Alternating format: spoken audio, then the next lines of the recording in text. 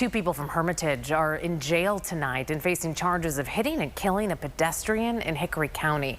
Bradley Johnson now charged with involuntary manslaughter and DWI resulting in death. April Johnson charged with DWI and abandonment of a corpse. Both accused of leaving the scene of an accident. And according to the Highway Patrol, this crash happened on a county road south of Hermitage just after midnight Sunday. Investigators say the two admitted to drinking at a friend's home, then hitting John Parker on the way home, and they kept going. April then said she drove back to the friend's house to get her wallet and stopped to see if Parker was dead without calling 911.